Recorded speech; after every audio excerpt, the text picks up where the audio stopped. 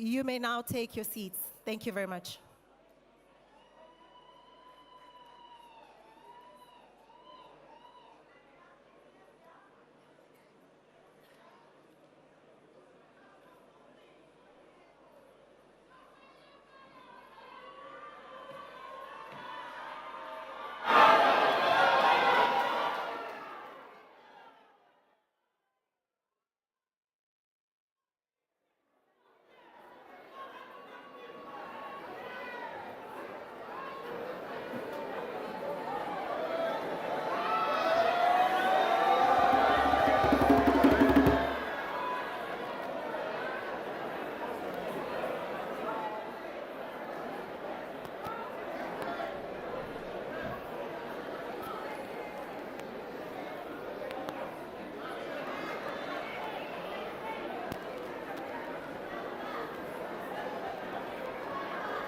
Ladies and gentlemen, if you could please kindly take your seats.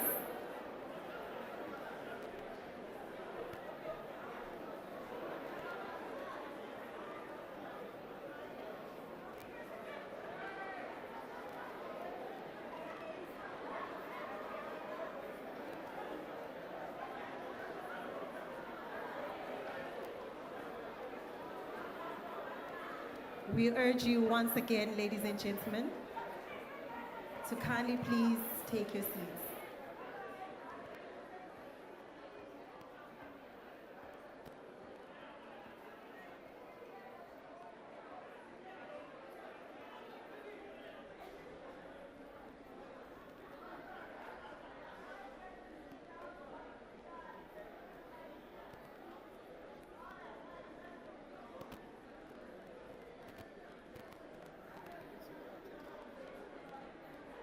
Ladies and gentlemen, allow me to welcome back on stage my co-program director, Deputy Minister Alvin Boytes, as we will begin the program.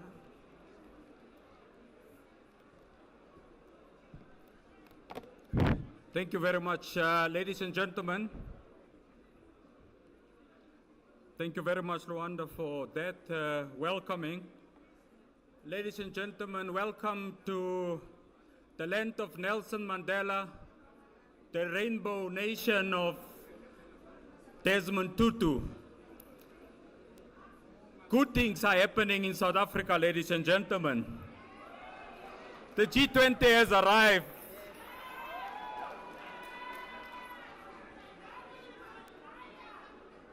Ladies and gentlemen, let me first acknowledge our dignitaries' presence here. Of course, we want to acknowledge the Premier of Gauteng Province, Premier Lesufi Panyasa Panya. Secondly, ladies and gentlemen, let me acknowledge the members of the South African Cabinet. We wish to acknowledge the members of the National Executive of Government.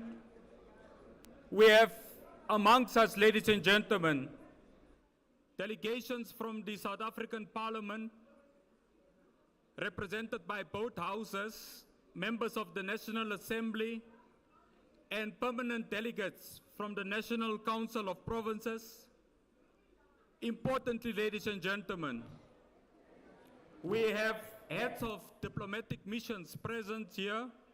That is your ambassadors, high commissioners, consul generals that are present here today, head of international organizations, in particular representatives from the United Nations. I have acknowledged, ladies and gentlemen, with privilege, the former AU Commission Chairperson amongst us, Dr. Dlamini Zuma.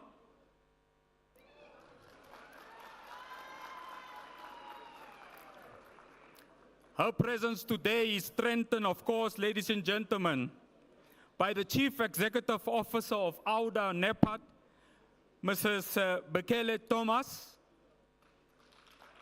Thank you very much, Madam. We have amongst us also, ladies and gentlemen, from the African Union, Ambassador William Kelru, the head of the Secretariat at the AU, in particular responsible for ECOSOC. Thank you very much for joining us, Ambassador. And of course, ladies and gentlemen, from the United Nations, the UN, the Director of the Regional Bureau for Africa, from the UN Development Program, the UNDP, we have Ms. Ahuna Ezra Konwa being with us. Welcome, madam. Ladies and gentlemen, at this moment, we would ask everyone to maintain a moment of silence as we prepare for the introduction of two anthems, ladies and gentlemen. The South African anthem and the anthem of the African Union. And immediately when those two anthems has been completed, there will be a poem that will be rendered. And immediately thereafter, Luanda will take back the podium. Thank you very much, ladies and gentlemen. If you could please all rise up for the national anthems, please.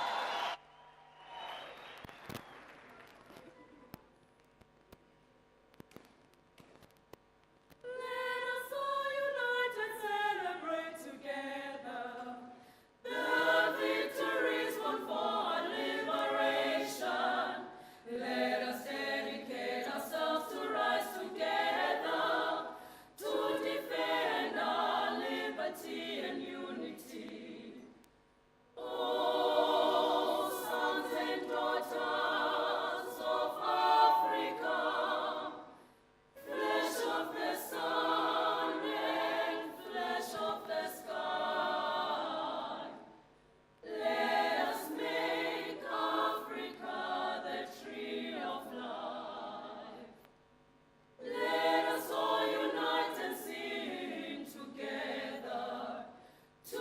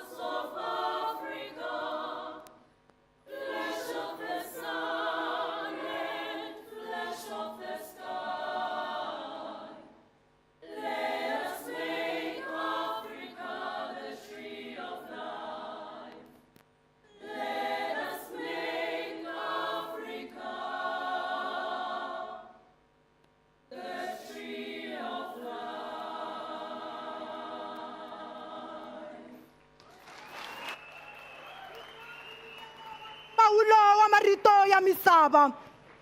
Ngulumelelo wu tlhontlha ka varhangeri ku angula eka mintlhontlho ya tiko reru ni misava hi ku angarhela. Ngizwa amazwi abantu bethu carried by the civil societies. The Values 20, Interfaith 20, the Disability 20, to name just a few who strive to ensure that every voice is heard and no one is left at the doorstep of progress.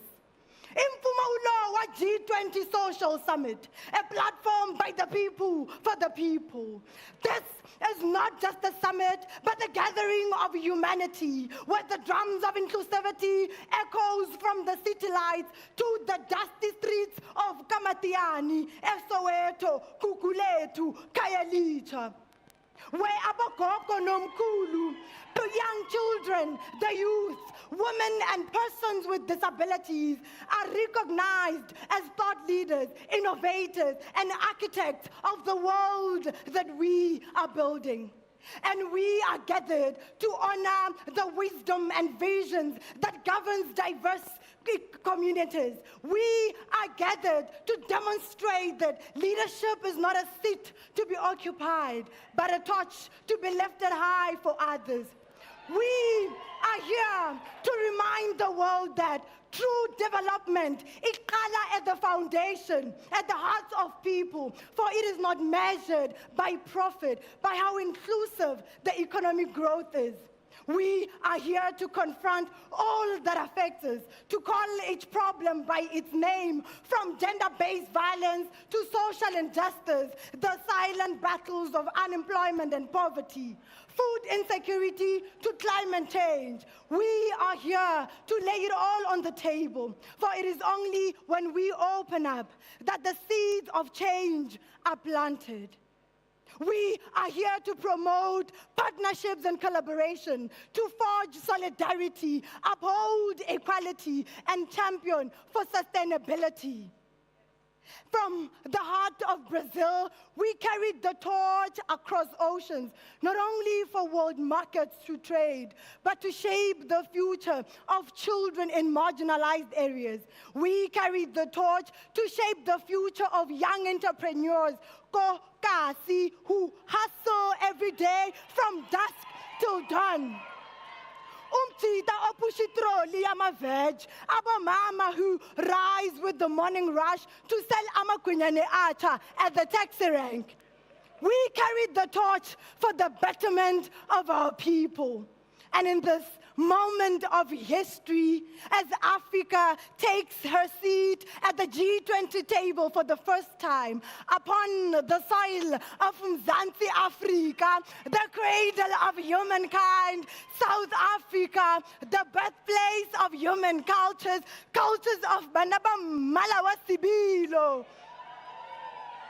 When history records of this moment, may it say that when G20 came in South Africa, for the eerste keer, die wêreld getransformeer. Welcome to the G20 Social Summit.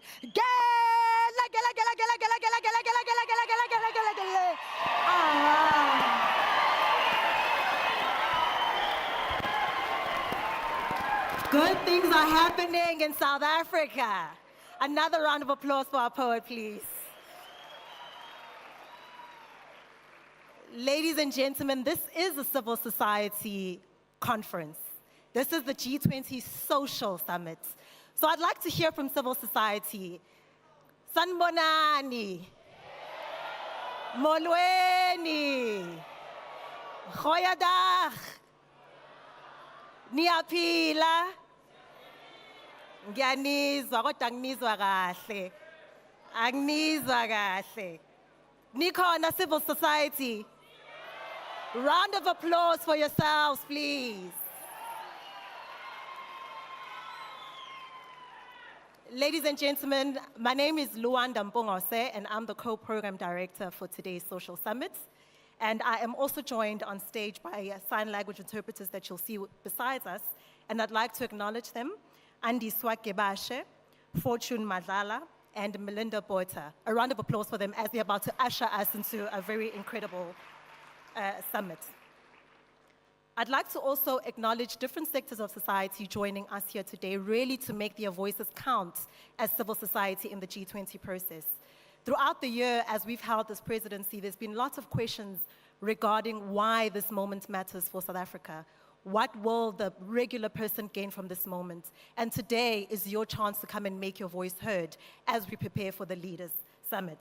I'd also like to acknowledge groups from sports, groups from arts and cultural groups that are joining us today and entertaining us and making today so significant. I'd like to acknowledge the religious groups joining us today, as well as the traditional leaders and traditional groups with us in this moment. I'd like to, before we move on with our program, to call upon my co-program director to also make some acknowledgements and introductions as we move ahead with the program. Thank you. Yabulela, thank you very much, Merci beaucoup, Luanda. Ladies and gentlemen, it's my singular honor just to introduce to our participants the co-conveners of the G20 Social Summit. The first convener, ladies and gentlemen, is the former United Nations Under-Secretary General and Executive Director of the UN Women. She is also, ladies and gentlemen, a PhD graduate from the University of Warwick in the United Kingdom. And importantly for South Africa, ladies and gentlemen, she served as our former Deputy President, Dr. Phumzile Mlambo Ngcuka.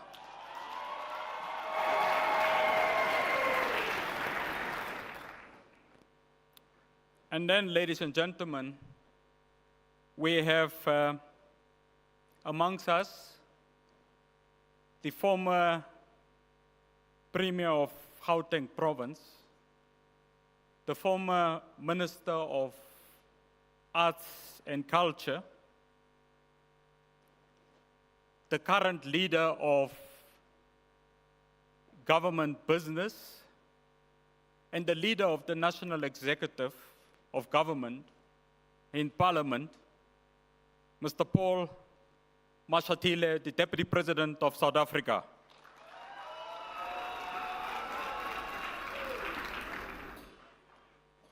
Ladies and gentlemen,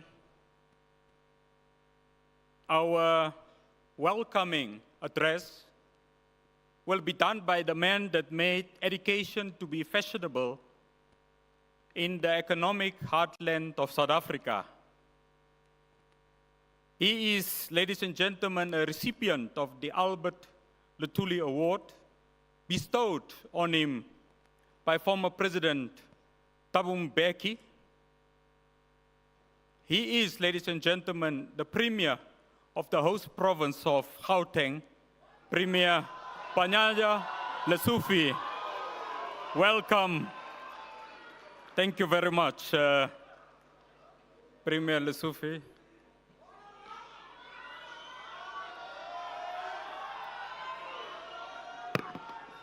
Oi, oi, G20, oi, oi. Oi, oi, South Africa, oi, oi.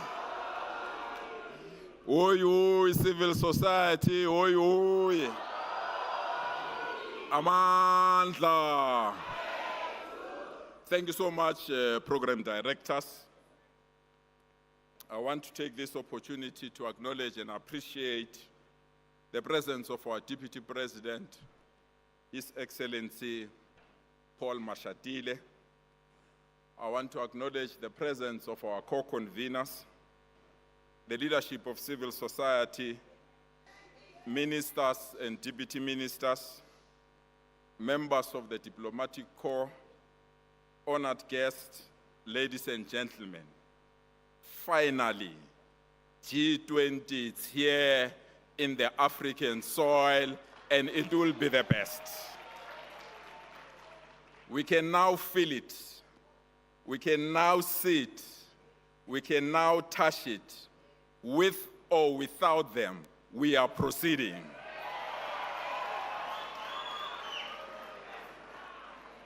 We are not only ready to welcome heads of states, but we are ready to welcome everyone who has arrived in our country.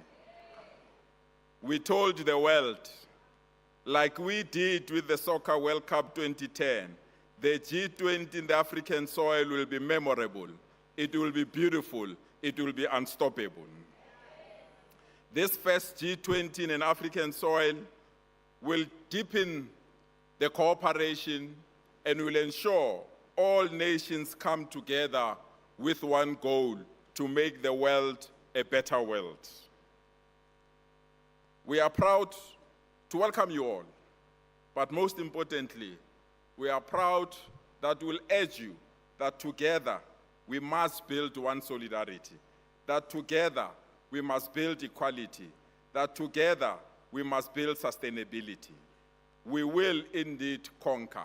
We will indeed come out with the best resolutions that the world will remember forever, but most importantly, we will dance, sing, and debate together.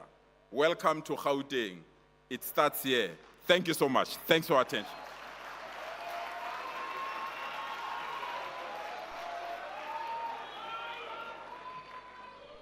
Oi, oi, Gauteng, how oi? Ladies and gentlemen, this is a G20 held on African soil for the very first time.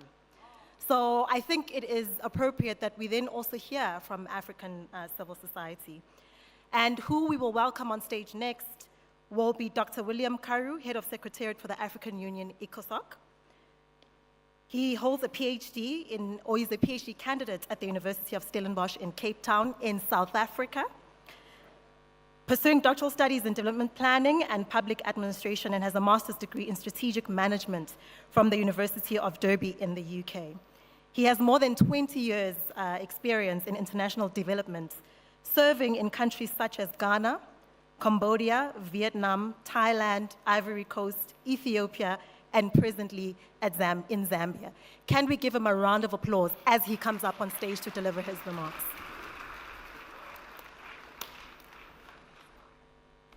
Thank you very much. I thought I was graduating today with my PhD.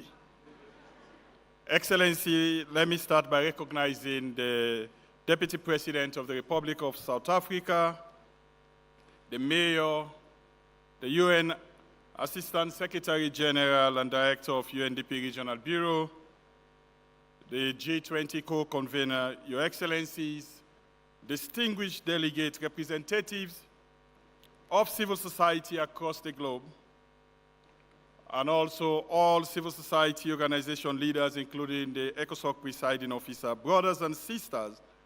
It is with profound honor and deep sense of historic responsibility that I stand before you today, speaking on behalf of the 1.8 billion Africans, both from the continent and the diaspora. Distinguished ladies and gentlemen, I bring to you warm greetings from the Economic, Social, and Cultural Council of the African Union, the voice of the African civil society within the continental governance architecture, representing the aspirations, struggles, and triumphs of grassroots communities across our 55 member states and the diaspora. We are gathered here today at a historic juncture of global governance, which we are about to shape together through the G20 Social Summit declaration that will emerge from our gathering here. Let me begin by expressing my profound gratitude to the Republic of South Africa for its visionary leadership in hosting this G20 Social Summit under the transformative theme of solidarity, equality, and sustainability. Africa's G20 Summit is a statement to the world that we are no longer content to be observers of our own destiny, but we are builders of a new global order. Excellencies, let us speak candidly. The current architecture of global governance was constructed in an era where Africa was left aside. The institutions that purport to govern our collective future were designed in the aftermath of conflicts we did not initiate, in rooms where our voice were absent, and according to principles that often contradict our lived realities. This results into a world order that perpetuates rather than rectify historical injustice. Consider these stark realities below.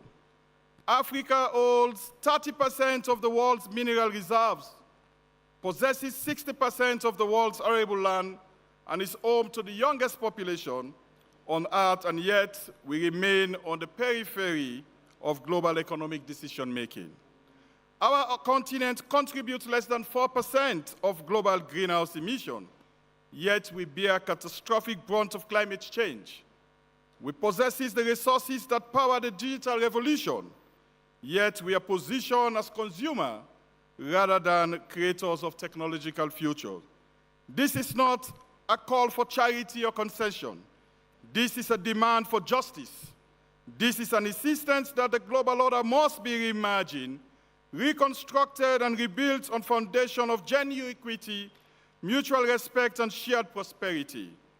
The old paradigm of development assistance predicated on dependency must give way to partnership rooted in dignity and reciprocity. The time has come of Africa transition from being a subject of global policy to being the principal author of it. For far too long, decisions affecting our people, our resources, and our futures have been made in capitals far from our shores. For far too long, we have been reactive and responding to crises manufactured elsewhere, adapting to frameworks imposed upon us, accepting narratives written about us rather than by us. Through Agenda 2063, the African continent, a free trade area, and the forthcoming decade of African reparation, we are charting a course towards self-determination. Distinguished participants, if this new world order is to be legitimized, it must be built with the active participation of civil society. Government alone cannot engineer the transformation. We seek the private sector. We know you cannot alone guarantee equity. International institutions alone cannot guarantee accountability. It is the civil society that provides the moral compass and the grassroots legitimacy essential for sustainable change. ECOSOC stands as the institutional bridge between the aspiration of the grassroots communities and the policy corridors of the African Union. In the context of this G20 Social Summit, civil society brings what formal institutions often lack: proximity to reality. When we discuss food security, we bring the perspective of smallholder farmers facing drought. When we debate digital transformation, we amplify the concerns of communities lacking basic connectivity. When we deliberate on social protection, we carry the stories of informal workers without safety net. Our participation is not a courtesy, it is a necessity. As we embark on these 3 days of deliberation, I call upon all stakeholders present to approach this summit with the seriousness it deserves. It is our earnest appeal to the G20 member states. We need to recognize that Africa's participation through South Africa is not a favor extended to us, but a necessity for your own legitimacy. A G20 without meaningful African engagement is incomplete and ultimately ineffective. Our challenges are global challenges. Our solutions are global solutions. Excellencies, distinguished guests, we stand at a crossroad. One path leads to the perpetuation of an inequitable global order where Africa remains marginalized despite its centrality to global prosperity. The other path leads to a restructured international system where solidarity is not a rhetoric, but a practice, where equality is not aspiration, but reality, where sustainability is not a slogan, but a standard. Let this G20 Social Summit be remembered for its impact on the ordinary African citizen. Yours in solidarity, I thank you.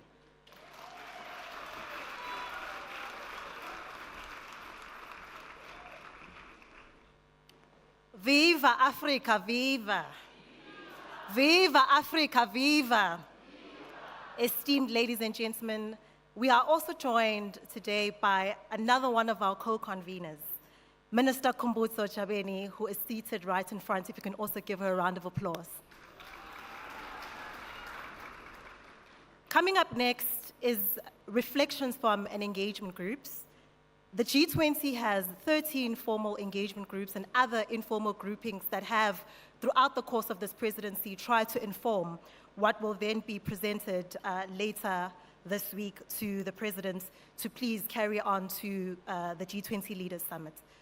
Representing one of those engagement groups, we are delighted to welcome Professor Nanya Bolamula, who will speak on behalf of the engagement groups. Round of applause as she comes up, please.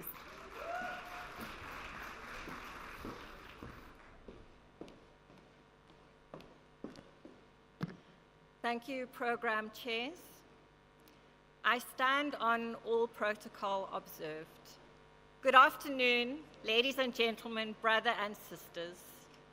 It is with deep humility but determination that I rise today on behalf of the 13 official G20 engagement groups.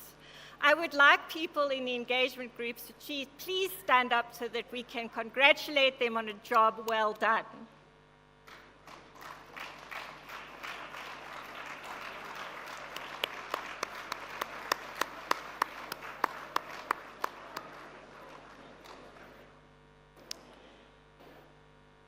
I am Professor Nanya Bolamula. I'm head of delegation and co-chair of W20 2025, Women 20. Women's rights are human rights. We gather here today, not in silos, but as a choir with many different voices. We gather not to compete for attention, but to converge in our common purpose. This is a moment to ask, what kind of world are we building, and for whom? We meet at a time of compounding crises: climate collapse, democratic erosion, backsliding on human rights, economic precarity, and deepening inequalities. But we also meet at a time of opportunity, where the architecture of global governance can be reimagined and not only repaired.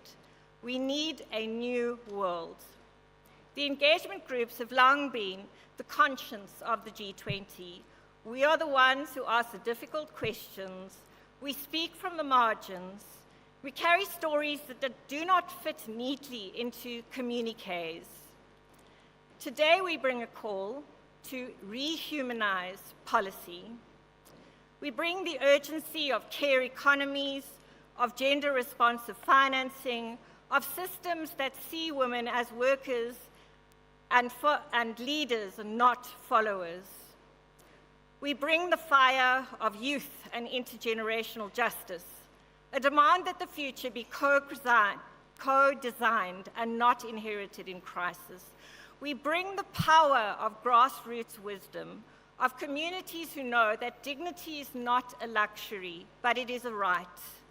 We bring the voice of workers, those who sustain our economies but are too often excluded from the benefits of our economies. We bring evidence, integrity, and the courage to speak truth to power. We bring innovation and strategy to translate vision into action. We bring the moral imperative to center childhood in policy, not as a future investment, but as a present priority. We bring the wisdom of water and the land to recognize that the health of this planet is inseparable from our own health, from our human well-being.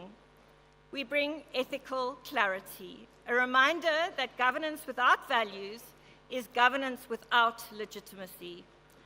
Together, we are not just stakeholders, we are co-authors of a global agenda. As a South African, I speak from the ethos of Ubuntu. I am because you are. This principle must guide us. It must shape our metrics, our mandates, and our multilateral relationships. Because without care, without inclusion, and without emotional intelligence, we do not have development. We merely have control and extraction. As a caregiver and a mother, I speak from lived experience. I know that policy is not abstract. It is felt in our bodies, in the exhaustion of women who hold up entire communities, in the silence of children who are not seen or heard, in the resilience of those who continue to show up even when systems fail them. Today, we ask this summit to do more than listen. We ask you to align. Let us move from consultation to co-creation, from rhetoric to action, and let this G20 be remembered for its courage in the face of adversity. We are ready, we are united, and we're here to build a world where every woman, every child, every worker, every ocean, every value is held in dignity. Together, let us leave here with a covenant of care, caring for one another, to build societies that are developmental, capable, and ethical, and to honor our legacy. This is a forum of people, not of power. Let us remember, poverty is not only an economic statistic. It is a wound that we carry. Inequality is not only a gap, it is a fracture in our spirits. Sustainability is not only about the climate, it's about our children inheriting a world worth living in. South Africa's presidency has chosen to elevate the social summit because we cannot just make decisions in boardrooms. We must root it in our communities, in our lived realities, because we carry the burdens and the hopes of our societies. So this is the covenant we make today, that no voice is too small, no community too distant, and no future too fragile to be excluded from the table of global decision-making. Let's go.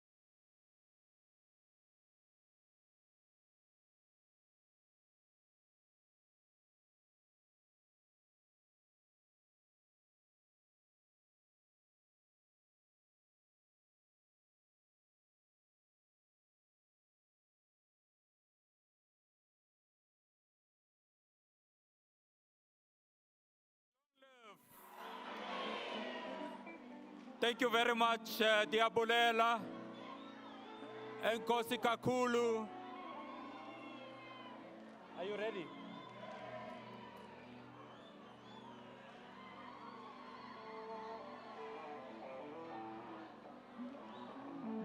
Okay.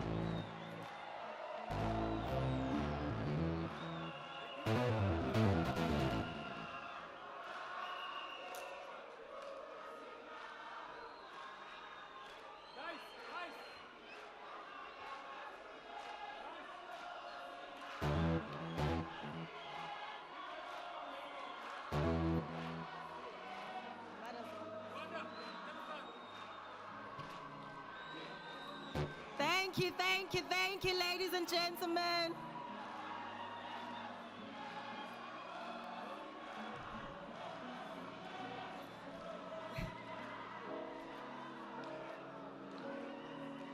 Ladies and gentlemen, if you can please take your seats.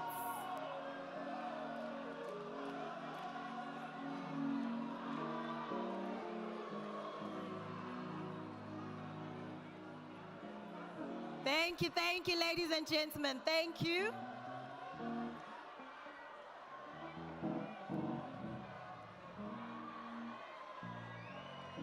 We are now going to call up our next speaker.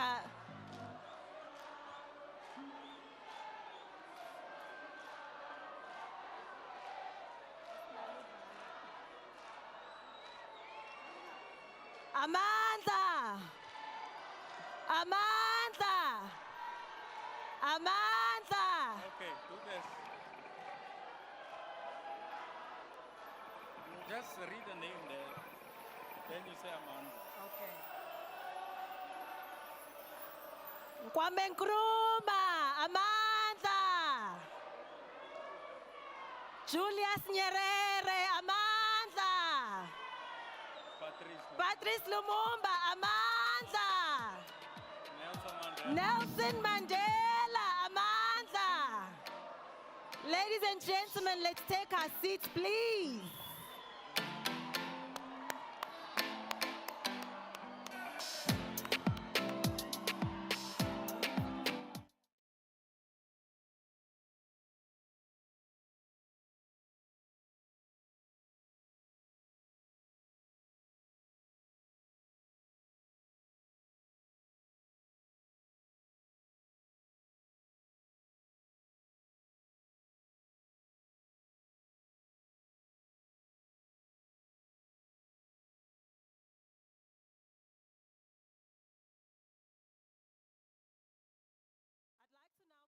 I'd like to now call up a representative of the AU. This is the CEO of AUD NEPED, Her Excellency Nados Bekele Thomas. A round of applause as she comes up on stage, please.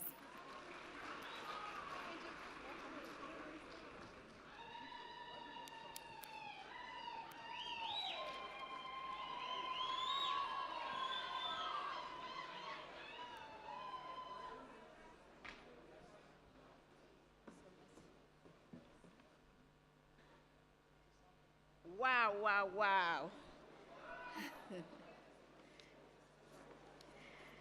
Thank you, program directors. Your Excellency Paul Mashatile, Deputy President of the Republic of South Africa. Your Excellency and dear sister, Dr. Phumzile Mlambo Ngcuka, former Deputy President of the Republic of South Africa and co-convener of this G20 Social Summit. Your Excellency, former Chairperson of the African Union Commission, Dr. Nkosazana Dlamini Zuma, the true architect of Agenda 2063, the Africa we want. Honorable ministers from the government of South Africa, the Premier of Gauteng Province, Mr. Lesufi, Mayor from the City of Executive of Ekurhuleni, and mayor, another mayor that's there, you know, and all mayors anyway. We are all mayors, no?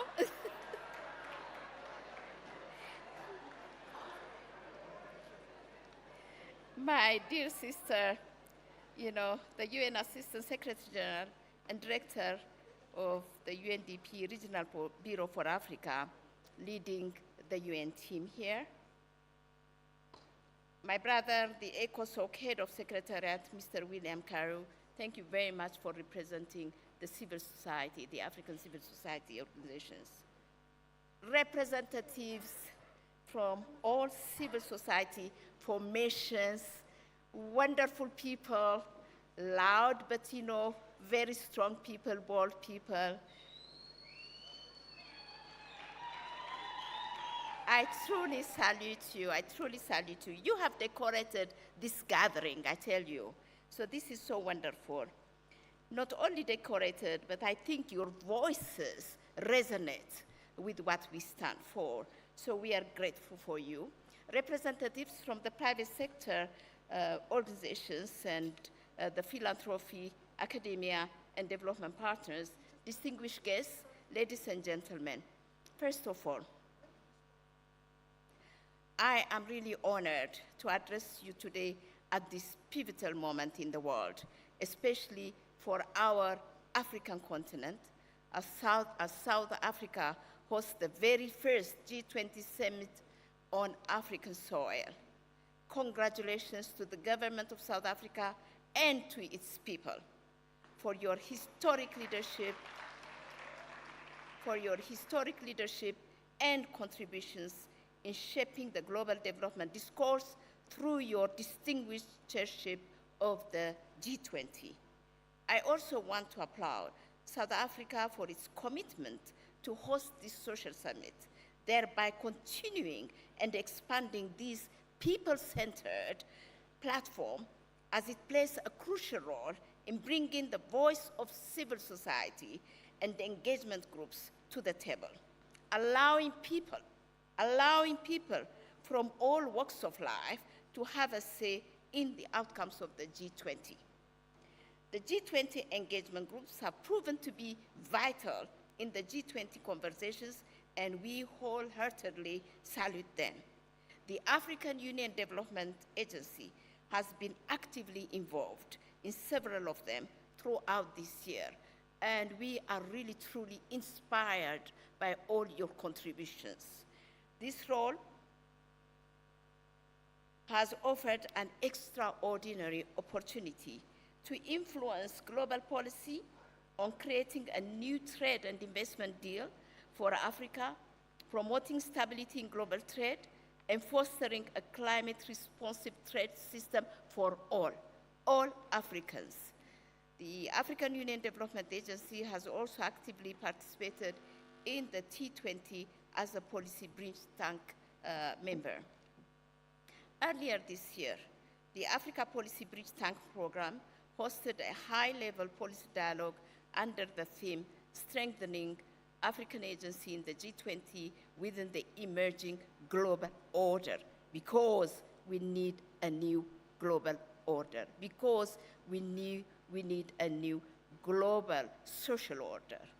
And we had the great privilege of having His Excellency Deputy President Paul Mashatile honoring us with his presence and contributions.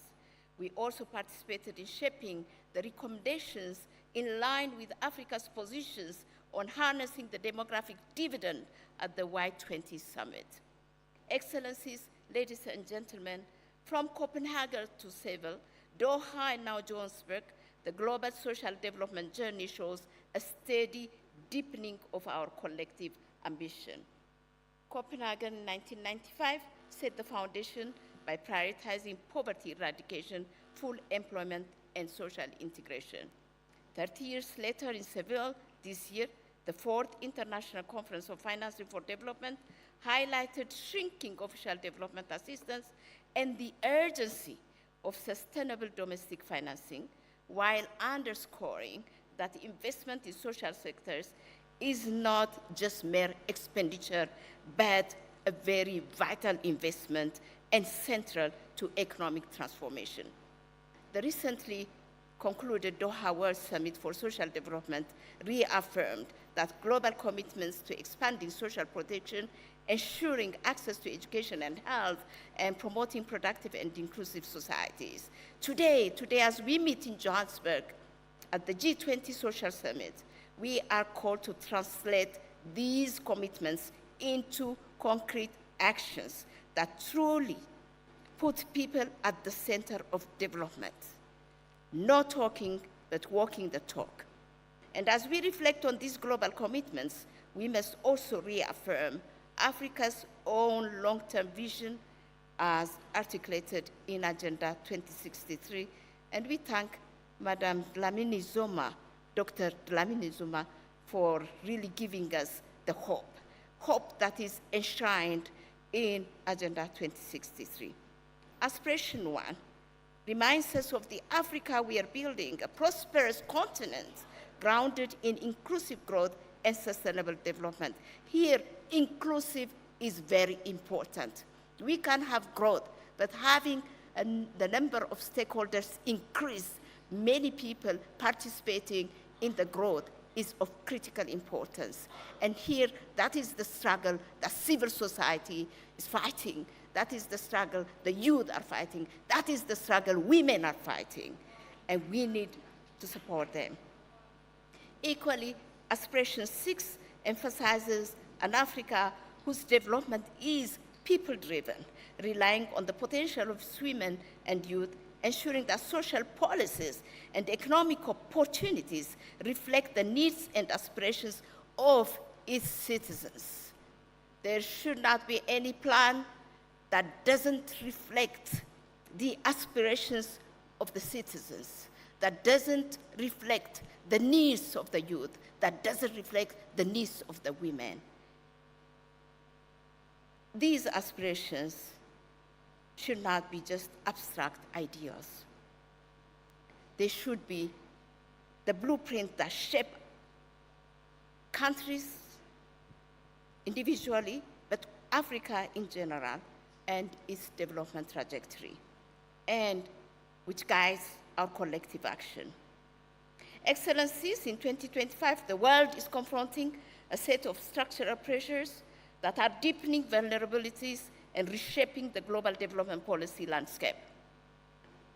For the case of Africa, these pressures include a very young population, fragmented social protection systems, growing inequality, rising public debt, weak labor markets, heavy import dependency, escalating climate change, eroding citizen trust.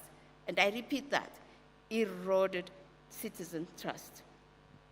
Across our continent, we continue to witness governance challenges, including constitutional disruptions, pressures on democratic processes, and shrinking civil space. Shrinking civic space. This is the landscape of 2025. And it shouldn't be the landscape of 2025. One that underscores the need to strengthen resilience, deepen democratic consolidation, and reinforce Africa's institutional architecture. We should not go backward, but we should move forward and at an accelerated pace. We need to emphasize this fundamental truth that there can be no development without peace and no peace without development. And ladies and gentlemen, since Africa's accession to the G20 as a full member in 2023, the African Union Development Agency, NEPAD, has worked tirelessly to advance Agenda 2063, shaping not only how the world sees our continent, but also how we expect the world to engage with us and how we expect the world to see us as a partner and not as a donor-beneficiary partnership. We've made it clear that partnership with Africa must be grounded in mutual respect, accountability, solidarity, and sustainability. Excellencies, allow me to share with you just 3 significant interventions our African Union Development Agency is implementing to respond to the social challenges we face on the continent and to turn challenges into opportunities. The first one is we are investing almost 100 million into our African demographic dividend and sexual and reproductive health and rights program to advance the maternal, newborn, and child health agenda as a critical intervention in harnessing Africa's demographic dividend. And through this program, we have provided catalytic funding to member states and regional economic communities to strengthen governance, coordination, and integration, policy advancement through evidence-based research, which influences policymaking, as well as advancing high-level advocacy, capacity development, and technical assistance. Secondly, our Creating Opportunities for Youth and Women in Africa, the COEWA program, enhances the socio-economic empowerment of youth and women by strengthening their pathways to entrepreneurship, ensuring financial inclusion, and providing capacity-building interventions. With these instruments and more, like the skills initiatives, more young African entrepreneurs and women-led businesses are coming into the fold, learning modern business practices, accessing microfinance, and contributing to job creation. But also, we are supporting the strengthening of the work that we do on innovation, on creativity, and making sure that our young ones that start their enterprises, startups, are really shielded, protected, and nurtured to make sure that they become the lifeblood of our economy. And to this, I would really like to recognize my sister, Ahuna, who is there, who is leading a very important startup program. And together with our Energize Africa, we're thinking of having a policy to shield the startup programs in Africa and to make sure that these programs or these startups get a judicious mix of all the support that they require, including even innovation hubs and accelerators that are there, but making sure that the standards are met, because it's not just enough to say that we have a program, but we need to have an African standard for African programs. And these standards should allow us to make sure that we get impact, we make impact and get results out of them. Lastly, to capacitate national and regional institutions, we deployed the Strengthening National Institutions Supporting Vulnerable Communities program, built on strengthening national and regional systems through technical advisory support, institutional coordination, and platforms that enable countries to share best practices and pool resources. Excellencies, I'm equally pleased to let you know that we are also in the final stage of establishing the African Union Development Fund, which is a fund by Africa for Africa, aimed at fast-tracking the realization of Agenda 2063. To operationalize this fund, we have already engaged with the Alliance of African Multilateral Institutions, the AMFI, and several African sovereign wealth funds and African social security funds to prepare for implementation, thereby leveraging on the continental capital institution expertise that we have in Africa and focusing on African ownership, sound governance, and financial sustainability. And bringing the African capital that is sitting outside there to make it to be useful to Africa and African transformation. Ladies and gentlemen, in this great African moment, let us choose Ubuntu. Ubuntu, Ubuntu, Ubuntu, unity of purpose, and pursue development with unwavering hope. Let us remember that every dollar spent in social service systems, every clinic and school built in a rural village, and every loan given to a young entrepreneur is an investment in the Africa we want.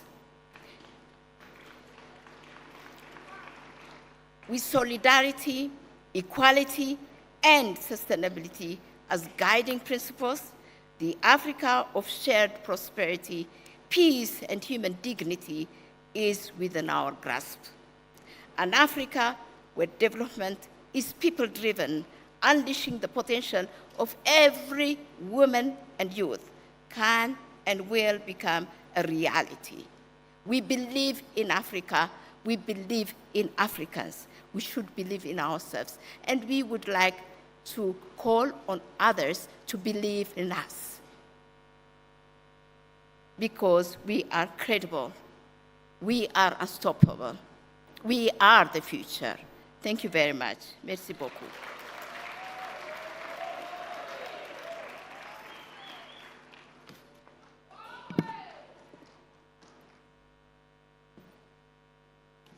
A round of applause for Her Excellency Bekele Thomas. Ladies and gentlemen, I think you would agree with me that what we are trying to achieve here today should feed into the Leaders Summit, but ultimately also to formal global multilateralism. So we have here a representative from the United Nations, and it is a delight for me to introduce, for us to hear remarks by UN Assistant Secretary General and Director of UNDP Regional Bureau for Africa, Ms. Ahuna Eziankonwa, as she joins us on stage. Please, a round of applause.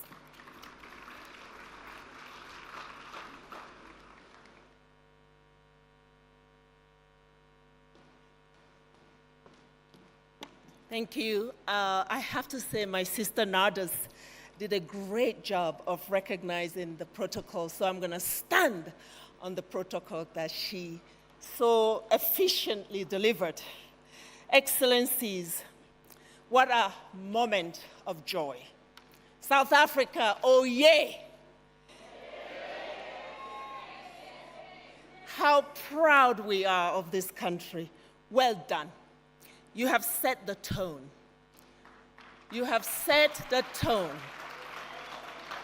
on this grand G20 platform, showing the world what moral courage looks like. Well done, South Africa. Africa is proud of you, and the United Nations is proud of you, because you have championed the core values of our common humanity: solidarity, equality, and sustainability. What could be more powerful at a time like this? A time of difficult paradox. Human progress has never been more technologically advanced, yet social inequality has rarely felt this deep. This is the moment, dear friends, that we're in. When the social contract weakens, society doesn't break all at once. It unthreads quietly, one family, one community, one worker at a time. That is why this summit is not a side event to the G20. It is the moral centerpiece. The Social Summit is the soul of the G20. It is the conscience, and we can feel it in this room. It's different, because what we build for economies only matters if it works for people. The urgency of now. The world is experiencing 3 overlapping social emergencies: a cost of living and opportunity crisis, where wages and jobs no longer align with rising prices and expectations; a trust crisis between society and state, citizens and institutions, driven by a broken social contract; an identity crisis, a belonging crisis, where many feel development is happening above them, around them, not with them and for them. If this summit can help rethread dignity, inclusion, and fairness, then it would have succeeded in restoring trust in our human community. Yesterday, at the University of Johannesburg, I stood in a room with the chancellor of that university, my dear sister, Madam Phumzile. We were launching an initiative we call the University Innovation Pod, part of our Timbuktu initiative, which dear Nardos referred to. A hub, a space for our students to nurture their ideas into businesses that can change the world.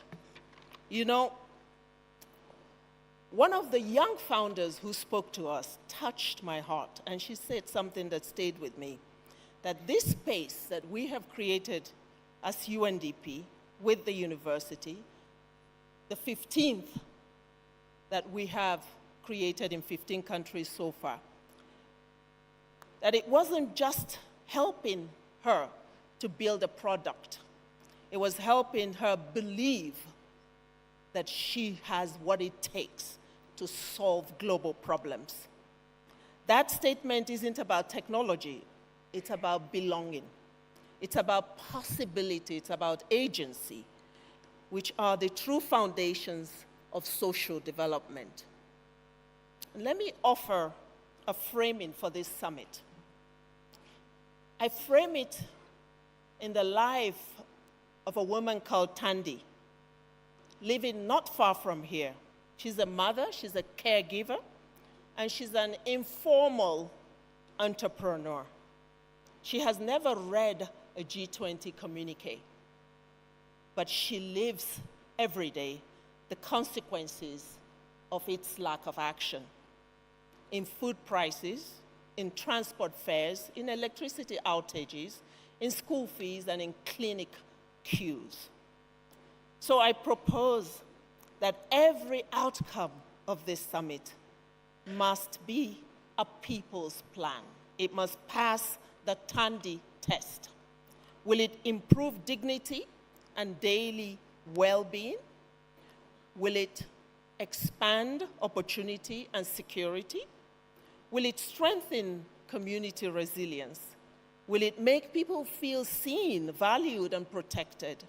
If not, then it is not social development, it is administrative motion.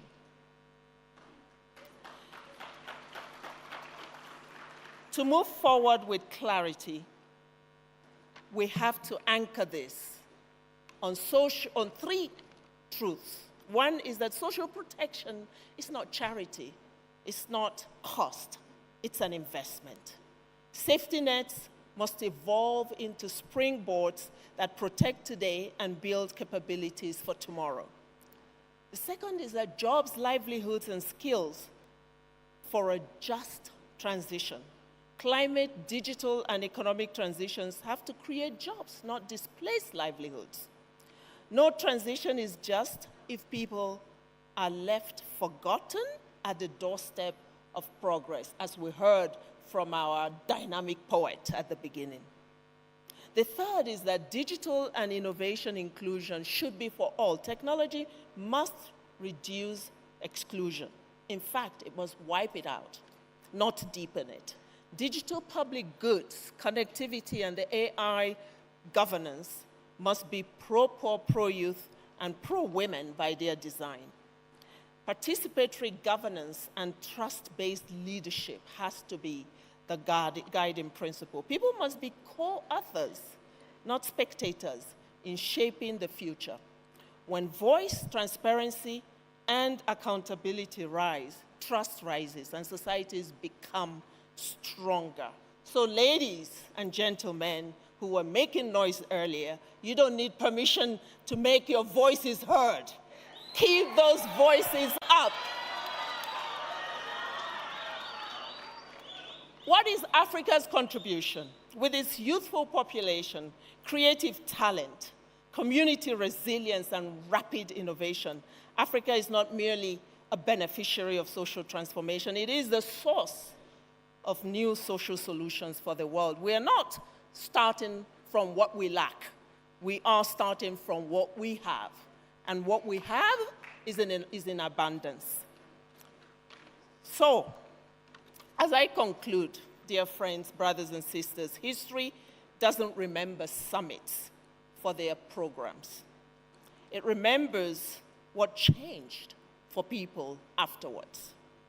If this social summit can help someone like Tandy experience security, if it can help a young innovator believe that she belongs, she's at the center, not in the margins, not in the periphery, if it can help a community move from survival to thriving, then this will not be just another summit. It will be the turning point. The United Nations stands ready with humility and conviction to walk with you, serve with you, and build with you. Because when people thrive, nations rise. So let us declare the moment that the Africa we want and deserve is the Africa the world needs. And it's all anchored on one word, Ubuntu. I thank you.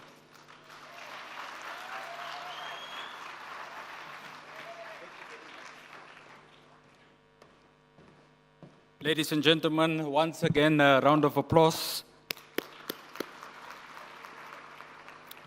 As I prepare to call one of our main speakers, ladies and gentlemen, I just want to once again acknowledge her stewardship as the co-conveners of the Social Summit of the G20.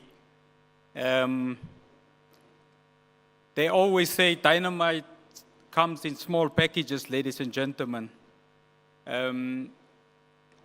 Minister Kumbutso Chaveni was the youngest spokesperson of the Premier of Limpopo. She was also the youngest municipal manager to have served in local government. She's currently, ladies and gentlemen, the minister in the presidency and responsible for a very unique, difficult, and complex responsibility, that of state security. She's an MBA graduate from the University of Bradford in the United Kingdom, and the co-steward of the Social Summit. Minister Chaveni, we want to acknowledge your stewardship. Ladies and gentlemen, let me immediately call upon a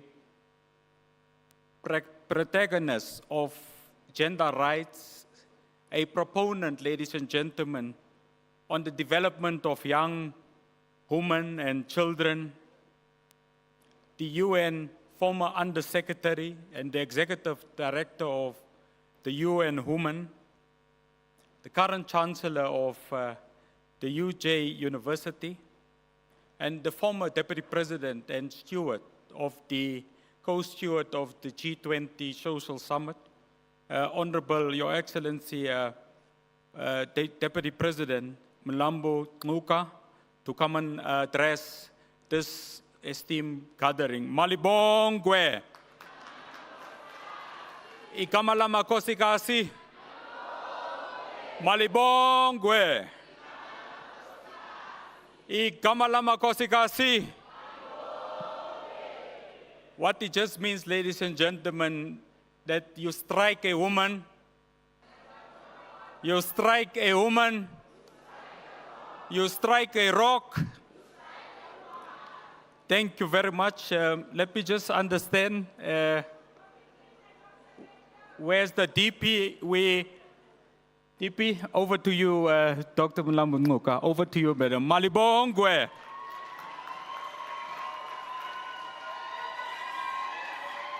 They love you. Whoa. Eyakho mama, elakho mama, ayibo, elakho mama, elakho mama, a elakho ntombi, a elakho ntombi, elakho mfana, elakho baba, elakho mama, elakho mama. Amandla, Amandla. Viva civil society, viva. Viva G20, viva. Viva people living with disability, viva. Viva Lucha Youth, viva. Viva Nawe Qaban.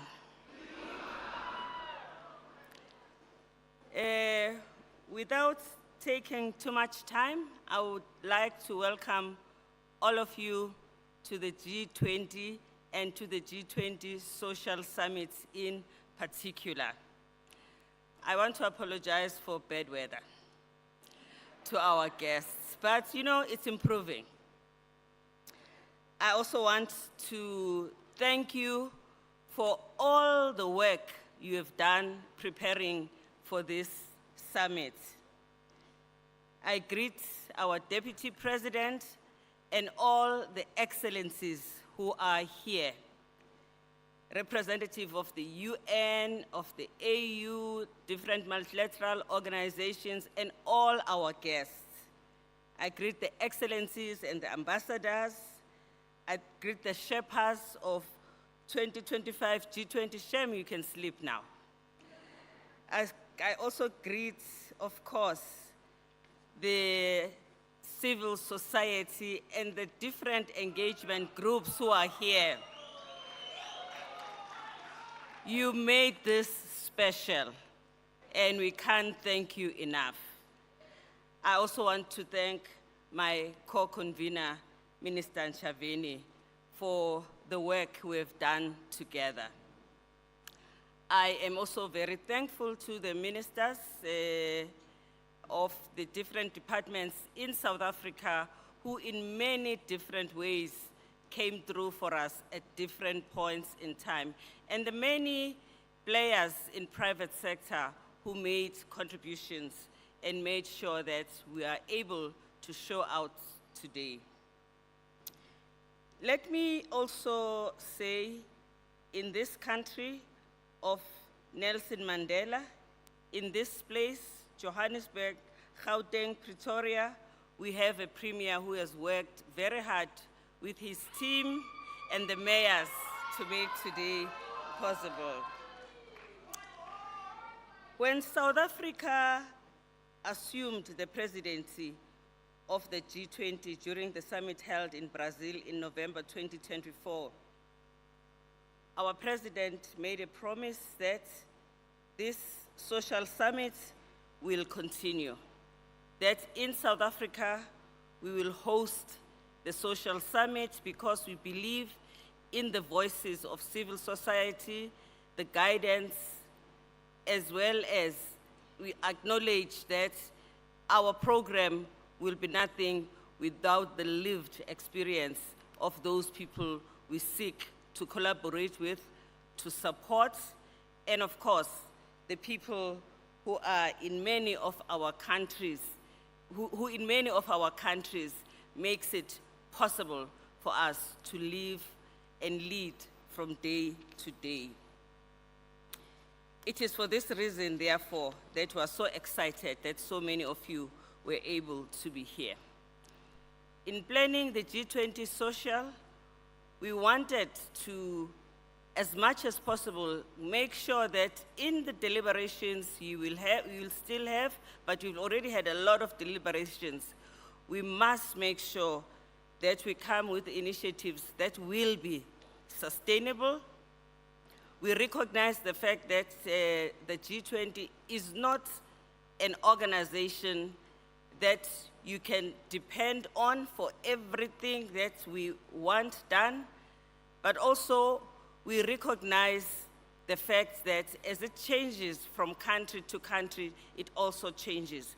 But there are things we feel strongest about. So we should look at how we will ensure that we will implement those things, kai kapa kai. We also wanted to encourage the people who will be in the different deliberations that we will have today to make sure that what you choose to propose and recommend will have an impact. We also wanted to be sure that since this G20 is in Africa and we embrace the fact that this G20 is for Africa, it must be initiatives that will impact significantly on Africans, and we as Africans must also make sure these are things we can do for ourselves without dependency on many other contributors, even though, because this also is an area where solidarity is important, yes, we welcome solidarity, but at the end of the day, we should take the responsibility for making changes in our own lives. So I am, again, excited because I've listened to the work that has been done by different groups that quite a number of you have been able to address some of these concerns. As South Africa assumed the presidency of the G20 in Brazil, we also were concerned that the representatives of, in the case of the social summit, of civil society from Africa should be here, should contribute, and should go back home taking something out of this summit. Again, I am excited to see so many people from different parts of Africa. In fact, now we are almost reaching a point where we will be oversubscribed. So, who said this summit was boycotted?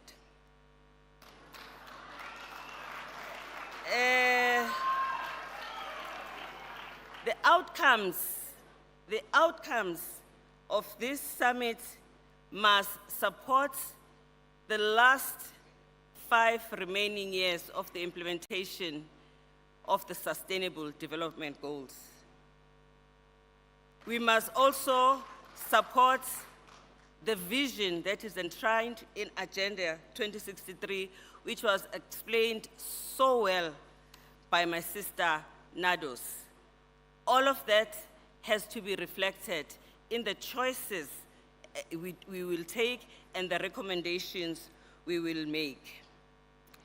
I want to especially recognize with appreciation the contributions that have been made by Y20 in the conversations we have had, C20, the women, T20, and I also want to warmly appreciate those that are working with children and the children themselves who have been here.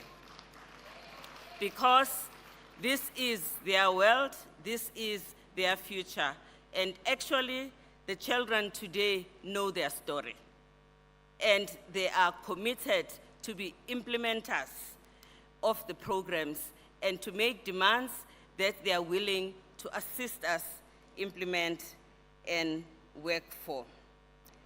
As we start the 3 days, I would also want to encourage you that you think about what will happen next year.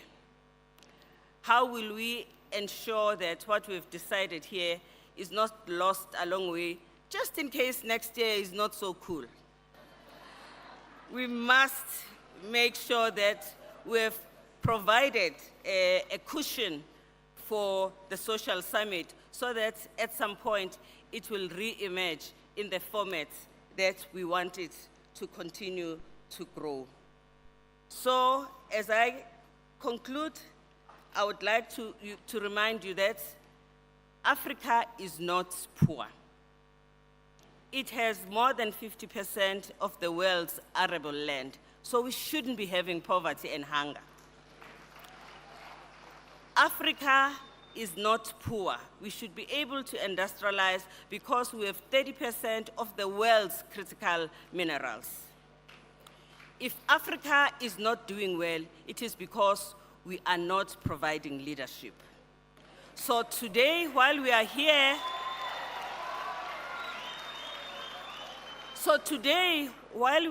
in these 3 days, while we are here, all of us, we should really look at how we make sure that we start the new order with each one of us taking the responsibility to lead.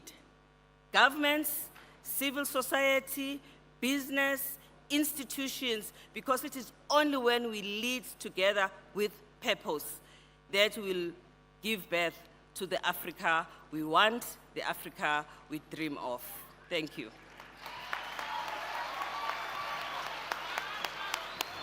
Aye, yeah, Africa, aye, yeah. Ladies and gentlemen, you'll agree with me that also cultural diplomacy is very important, even in gatherings like this. So as we're ready to continue with our program, we'd like to just introduce a group who will give us some musical entertainment before we continue with the following addresses and remarks. I'd like to introduce the Paxton group. Round of applause as they usher us into some entertainment. G20 Social Summit. How are you guys doing? My name is Paxton. I'm a proudly South African singer-songwriter, and this is my song, Angifuni.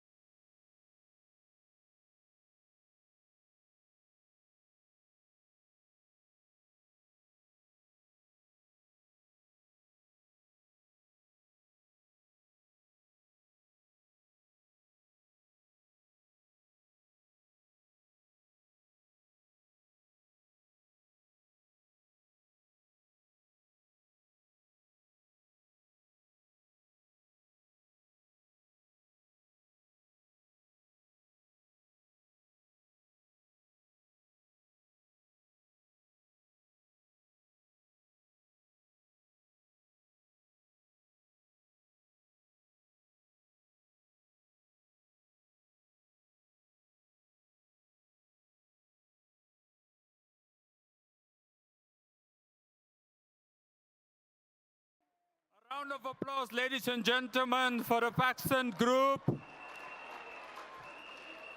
They were excellent. Even the traditional and the Khoisan leadership were dancing. Bad things are happening in South Africa, ladies and gentlemen. But thank you very much. Thank you very much, ladies and gentlemen, for your attention. They say music is the universal language of the mankind, and of Africans in particular.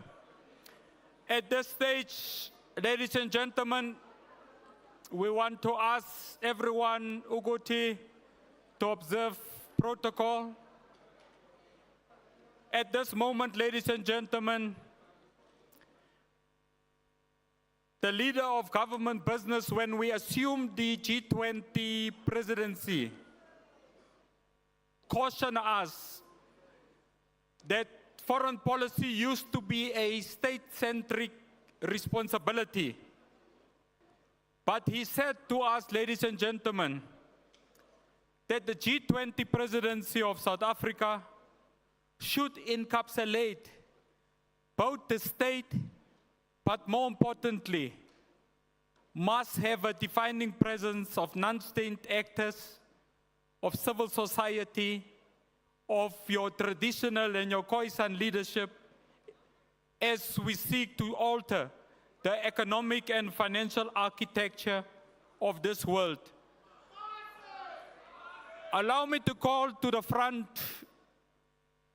the Deputy President of the Republic of South Africa, the leader of government business, Honorable Your Excellency, Deputy President Paul Mashatile, to address us. Long live the Deputy President, long live. Long live South Africa, long live. Siyabambile South Africa, siyabambile. Siyabambile G20, siyabambile. Thank you very much, DP. Enkosi kakhulu.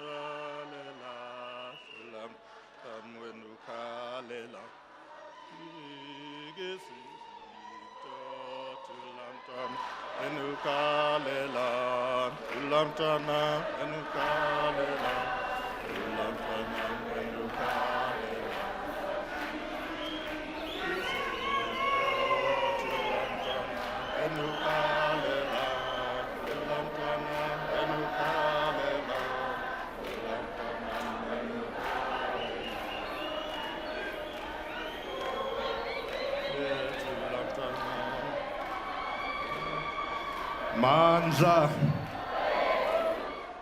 Mandla.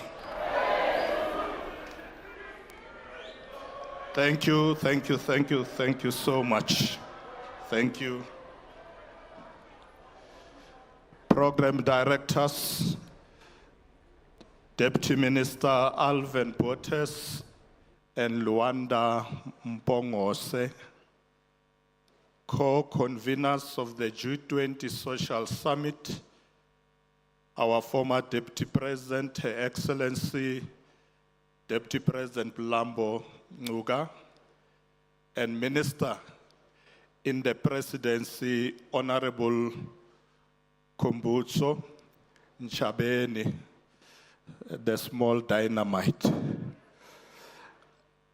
Let me recognize the Premier of the province of Gauteng, Mr. Panyaza Lusufi Hoi Hoi. He is not alone, he is accompanied by members of the Executive Council, the MECs, and also members of the legislature of Gauteng. There are also other premiers who are with us today from other provinces, and other members of the executive committees and provincial legislatures. Let me also recognize the executive mayor of the city of Ekurhuleni, Councillor Nkosi Ndipindile Chagaza, who is our host, but had to leave for an urgent engagement. All other mayors here present from other cities, we also recognize you. Chairperson of the NCOP, Honorable Refilwe Motsweni Tsipani, former AU Chairperson, Dr. Nkosazana Dlamini Zuma, UN Assistant Secretary General and Director of UNDP, Regional Bureau for Africa, Ms. Ahuma Aziokonwa, Resident Coordinator of the UN in South Africa, Mr. Nelson Mufu, His Excellency Nados Bekele, Thomas, who's also CEO out at NEPAD in African Union, African Civil Society Head Secretariat, Ambassador William Carey, Chairperson of the C20, Mr. Tulani Chifuta. Let me also recognize all our ministers and deputy ministers who are present here today, excellencies, ambassadors, members of the diplomatic corps, our traditional and Khoisan leadership who are here with us, led by Nkosi, Deputy Chairperson of the National House, Nkosi Langamavuso. Let's also recognize our interfaith leaders who are present here with us. Kamale Nkosi Malubonge. I want also to recognize the shepherds of the 2025 G20, distinguished representatives of the international organizations who are here with us, coordinators of the thematic areas, directors generals, CEOs of our state institutions, city managers, and all government officials who are here with us, distinguished guests, delegates, ladies and gentlemen. Good afternoon to all of you. Inhlikani, Ndimasiari, Goeiemiddag. Good things are happening in South Africa. Good things are happening in Africa. Program directors, on behalf of His Excellency President Cyril Ramaphosa, the government, and the people of South Africa, I would like to begin by extending a very warm welcome to both local and international delegates to Ekurhuleni, the host city of the 2025 G20 Social Summit in South Africa. Our country is honored by your presence, and I can assure you that you will enjoy South Africa's hospitality, which is founded and shaped by the traditional African philosophy of Ubuntu. Ubuntu is a profound African philosophy rooted in the idea that our individual humanity is deeply connected to the humanity of others. This interconnectedness is often encapsulated in the saying, Umuntu ngumuntu ngabantu. I am because you are. This saying suggests that one's existence and identity are shaped by communal relationships and shared experiences. The core similarities between the Ubuntu philosophy and the objectives of the G20 Social Summit lied in their shared emphasis on interconnectedness, collective responsibility, solidarity, and the pursuit of social justice and equality for all people. Recognizing that South Africa is, because of Africa, our G20 presidency embraces the Afrocentric leadership model that highlight inclusivity, participation, and consultation. Through this model, we value inclusivity, harmony, and interconnectedness while focusing on creating a lively and energetic representation of shared aspirations of a united Africa. In the same spirit of communal responsibility, solidarity, engagement, and consultation, South Africa initiated an inclusive national dialogue, a people-driven, society-widespread to reflect, reset, and reimagine South Africa's future. Through the national dialogue, the aim is to collectively address significant challenges facing the country, such as poverty, inequality, and social divisions. This process began with the first national convention, which we held in August of this year, where an agenda for nationwide public dialogues was set. Ultimately, this initiative is expected to culminate in a second national convention, which we will hold next year, June, in 2026, at a social compact outlining directives for the next 30 years, to come.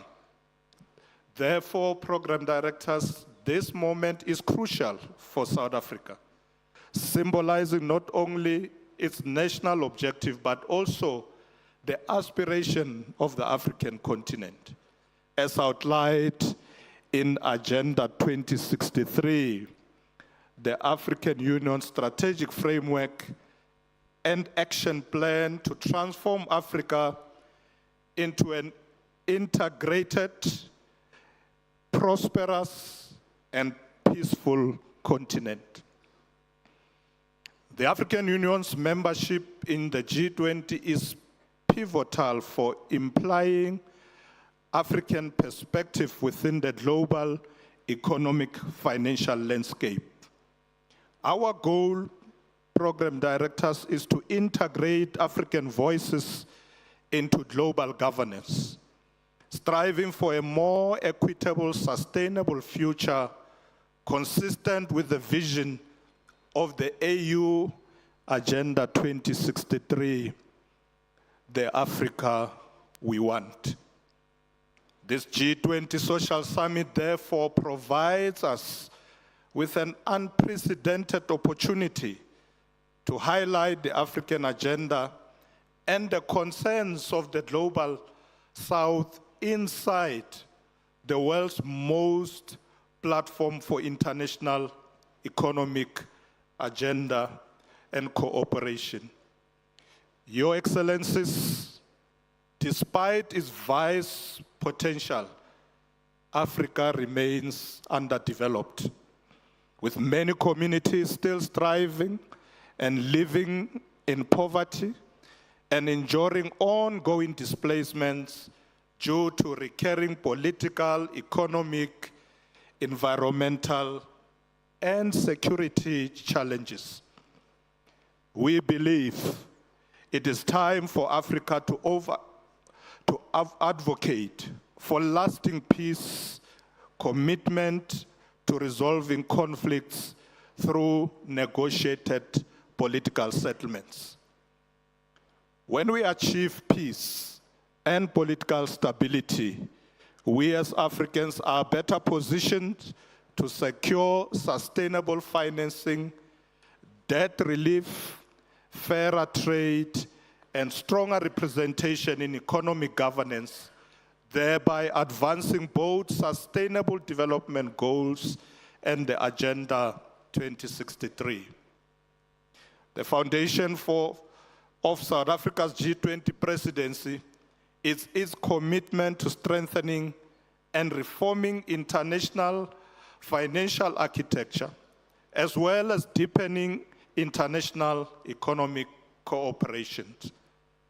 That forms part of the efforts to address the North-South divide and the persistent poverty, inequality, and underdevelopment, especially in the developing world.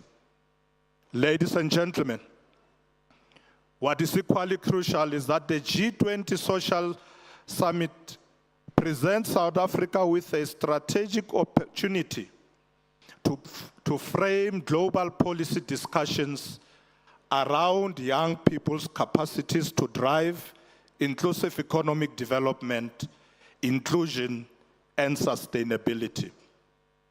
This presents an opportunity for the continent to take charge of its development.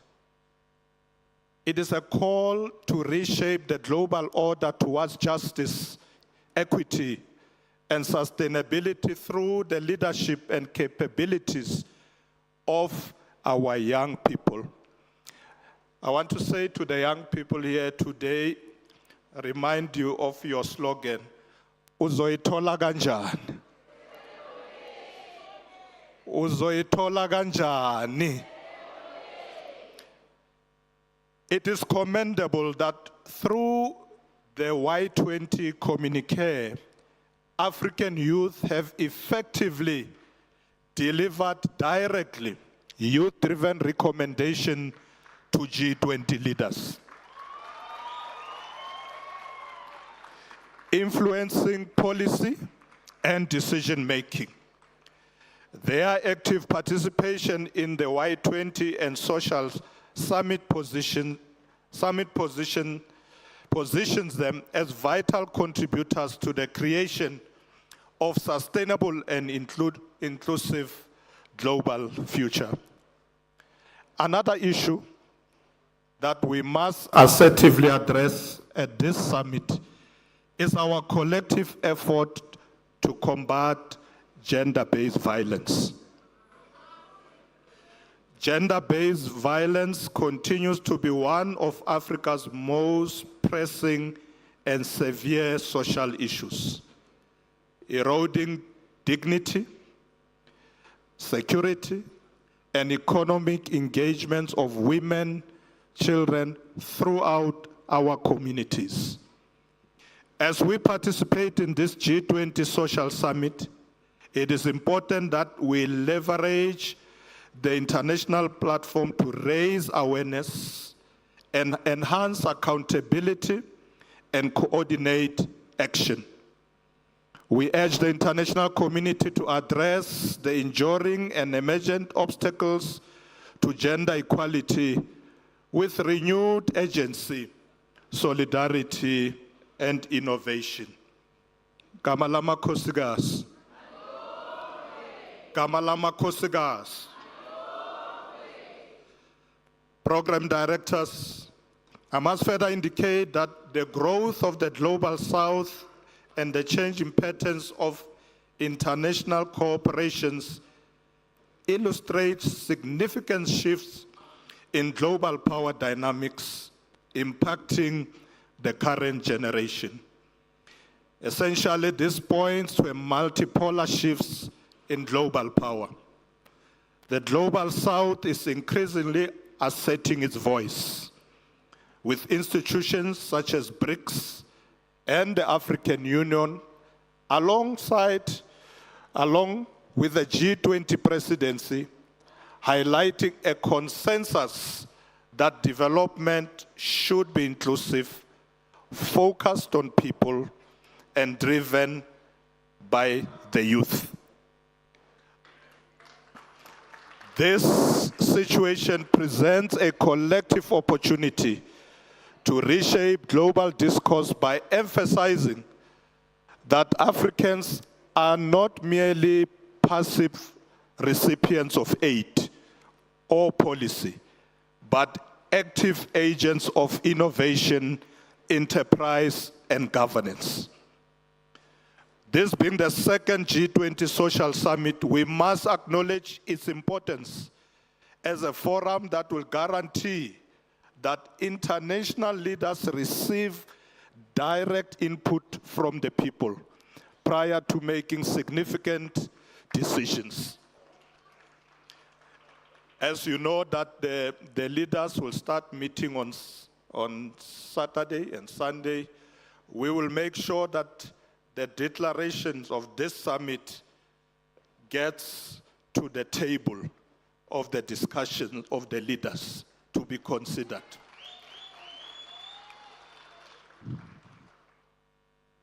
Program directors, building on Brazil's 2024 G20 presidency, South Africa maintains the importance of the G20 Social Summit as a vehicle for advancing the voice of civil society and other non-state actors in the agenda and declaration of the G20.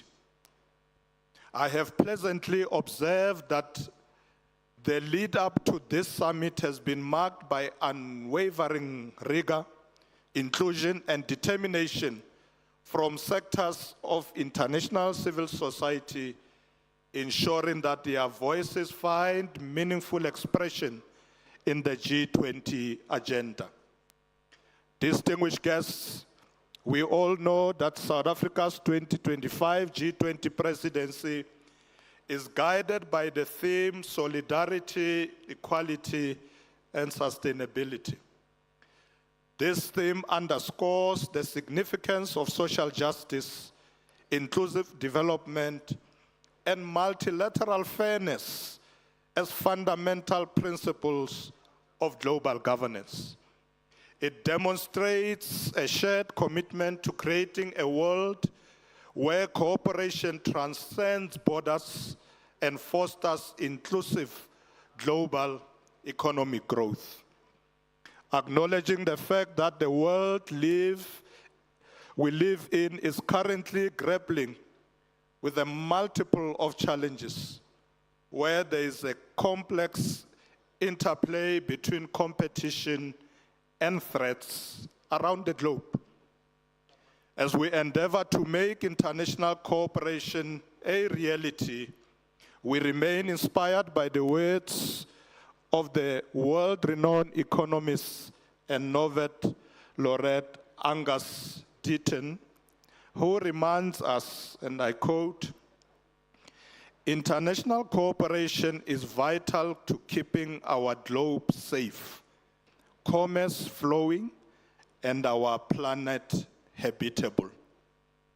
These words emphasize the necessity of global collaboration for security, economic stability, and environmental sustainability. South Africa believes that our challenges are inherently transnational, meaning that no single nation can solve them alone. Instead, international cooperation facilitates the pooling of resources, knowledge, and efforts to address these interconnected issues. We must continuously find ways to building bridges and to build common ground. Working together is key to building a better future with solutions that fit our unique challenges. Program directors, this year's G20 Social Summit should be about developing solutions while serving as a platform for fostering collaboration between state and non-state actors to advance sustainable global partnership for development. Most notably, and hence South Africa's cooperation should become a practical reality, reinforced by tangible North-South cooperation. The 2025 G20 main priority is to call for global collective partnership and action, while emphasizing the achievement of inclusive growth, sustainable development, technological transformation, and addressing global challenges such as climate change and socio-economic inequalities. The other overarching priorities are as follows: strengthening disaster resilience and response, ensuring debt sustainability for low-income countries, mobilizing finance for a just transition, and harnessing critical minerals for inclusive growth and sustainable development. The previous speakers emphasized this point that South Africa is not poor. We've got minerals, we've got arable land, and therefore we don't deserve to be poor. We need to use our land and our minerals to benefit Africans. Program directors, to drive this agenda, we have introduced three cutting tasks. Three cross-cutting task forces, bridging the Sherpa and finance tracks, namely, Task Force 1 is on inclusive economic growth, industrialization, employment, and reduce inequality. Task Force 2 on food security, and Task Force 3 on artificial intelligence, data governance, and innovation for sustainable development. Beyond this, South Africa is progressing with a broadened compact with Africa 2.0, which aims to enhance the continent's development priorities by integrating them into the global economic agenda. The broadened compact with Africa 2.0 represents a key strategic initiative designed to advance economic transformation and foster technological innovation in African countries by promoting private investments and policy reform.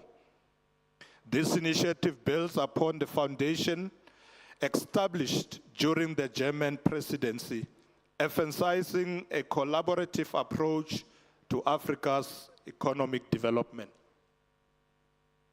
Program directors, the Social Summit, therefore, focuses on 5 thematic areas as follows: digital inclusion and equitable transformation, trade resilience and inclusive value chain, inclusive climate change and just transition and energy democracy, a just and sustainable finance and international finance architecture, and building momentum for the achievement of the SDGs and Agenda 2063. These thematic areas maintain their significance in facilitating strong discussions and delivering actionable recommendations from global civil society regarding the inclusive future direction of the G20 and its social summit. As I've mentioned earlier, the G20's future direction, particularly under our South African presidency, aims to address deep-seated global inequalities and challenges with a strong emphasis on the needs of Africa and the Global South. It is incumbent upon leaders of the world's largest economies to rise to the occasion to lead by example and to chart a course towards a more sustainable, equitable, and peaceful world. With its rich history of overcoming adversity and deep commitment to social justice, South Africa stands ready to play its part in this noble endeavor. From our struggles against apartheid to our ongoing efforts to combat poverty, inequality, and discrimination, we have shown time and time again that progress is possible when we stand together, united in purpose and driven by a shared vision of a better future. For us, collaboration and solidarity are not just aspirations, they are necessities for shaping more inclusive, equitable, sustainable global future. As we engage in discussions in the coming days, we must remember the billions of lives at stake, the aspirations of unborn children, and our profound responsibility to leave behind a world that surpasses the one we inherited. Let us commit ourselves to concrete actions, bold initiatives, and transformative policies that will bring about change and create opportunities for all. Program directors, as I conclude, I am confident that by working together, harnessing the power of collaboration, and embracing the values of solidarity and empathy, we can overcome even the greatest challenges and build a future that is brighter, fairer, and more sustainable for generations to come. I'm confident that this social summit will serve as a platform for fostering cooperation, collaboration between state and non-state actors in advancing a sustainable global partnership for development. It will surely incorporate the voices of civil society into the G20 decision-making process, promote global solidarity, advance inclusive development, and ultimately produce a declaration that accurately reflects the aspiration and reality of all citizens. That's why we regard this social summit as so important, because it brings together the voices of ordinary people. Program Director, I wish to express sincere appreciation to all the engagement groups and social partners who have invested their time, their expertise, and energy in developing concrete proposals and declarations in the lead-up to this G20 Social Summit.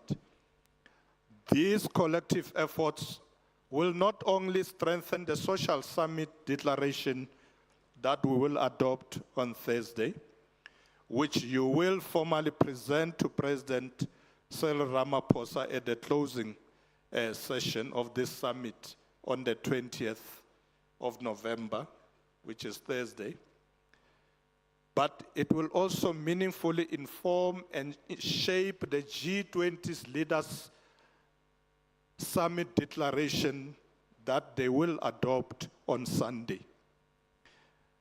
They will help to embed social justice, inclusion, and sustainable development at the heart of the G20 agenda going forward.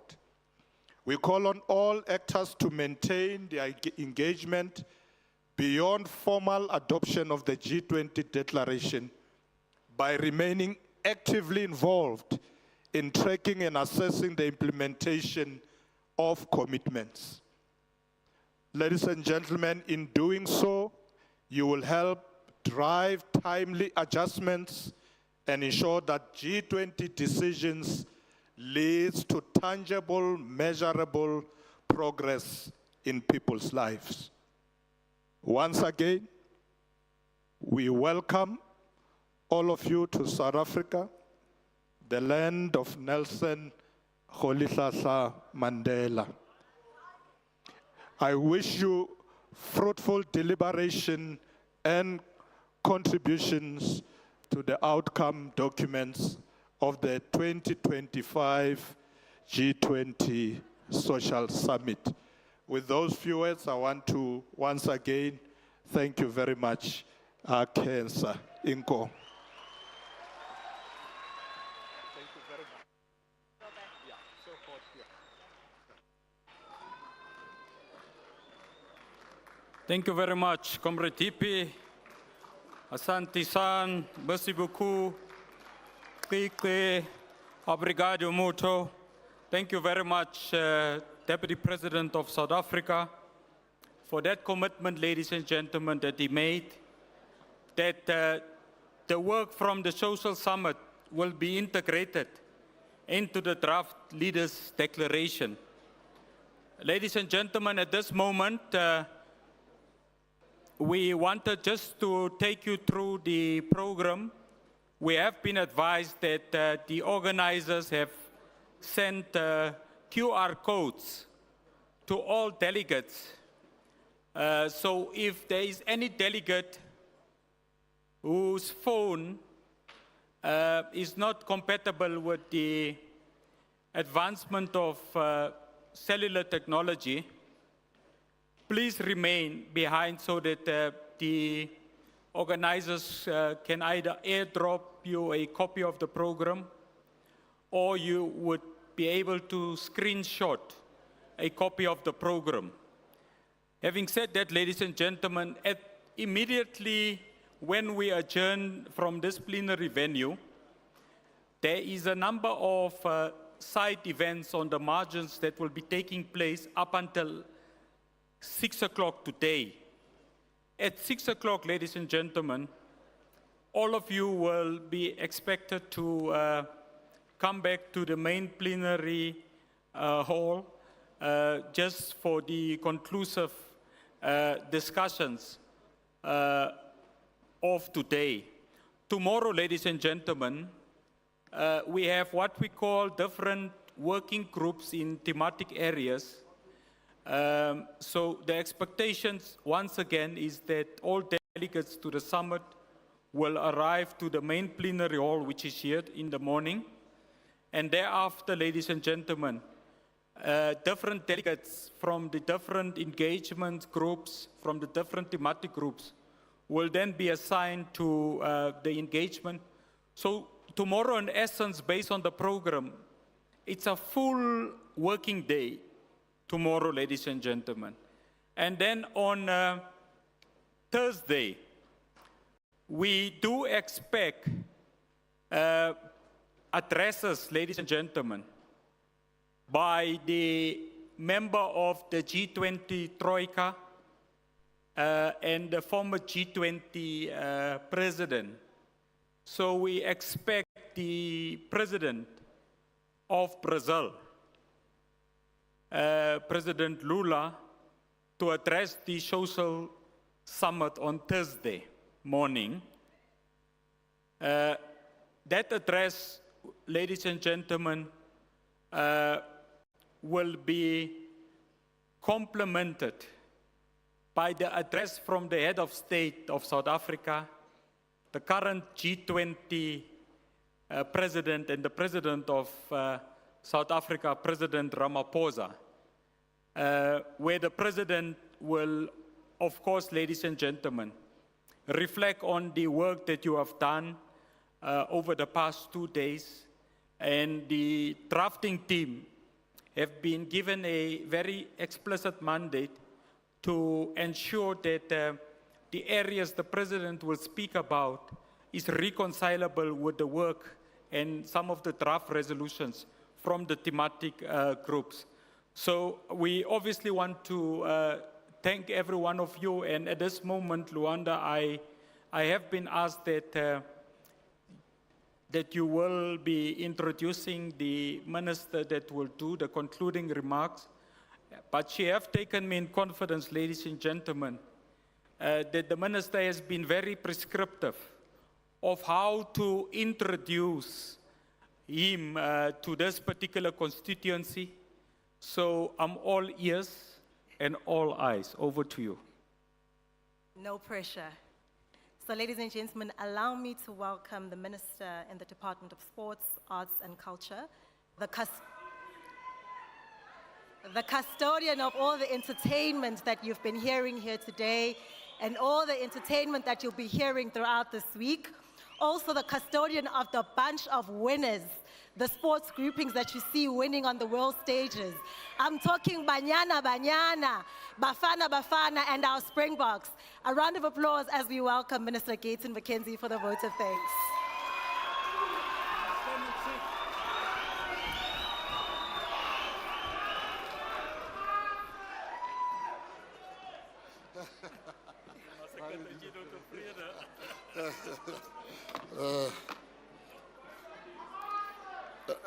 Deputy President, President Paul Mashatile, we want to thank you for your leadership and taking the time today to be with all of us here. I would also like to thank the organizers that put this together, and everybody else that worked alongside them, former Deputy President, President Pumzile, and Minister Nsaveni. I would also like to thank my colleagues, all the ministers that are here today. Would also like to thank the civil society that are here today. We would also like to thank the religious, God-fearing community that's here today. God is on the throne. We would like to thank the DG Baleni.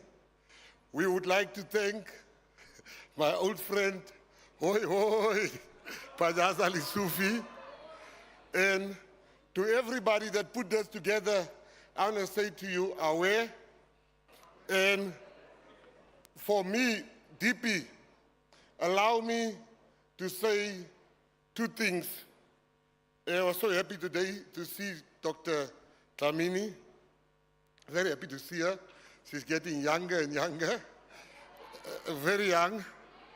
And I see the premiers also here of Mpumalanga and the place of the sun.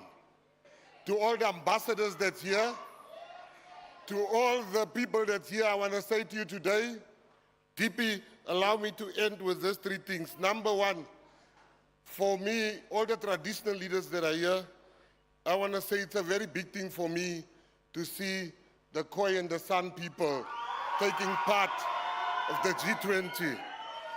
DP, they were mobilized to boycott the G20, and they said, Amase, we are not going to boycott the G20.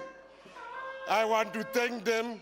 Thank you, my leaders, for helping to build and to point out where we are doing wrong instead of listening to the voices of doom to try and boycott. So we thank you, Amase. DP, I want to say, as South Africans, I want to say to every South African, it is the social summit where we hear your voice. We are not where we want to be, but I want to assure you, we are not where we used to be. The rand has stabilized. Inflation is at its lowest ever. And the most important thing for me is that in the third quarter, we are no longer losing jobs, but we've created 300,000 jobs in the third quarter. So G and you, ya sebetsa. Leave the people. And I must warn you, there are political leaders going around telling young people they must go to the street. Young people should go to school.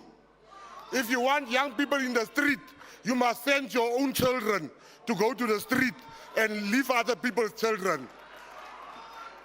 They can say a lot. At the G20, we are united. When we talk one or two things that's out of line, it's just because we see the cameras.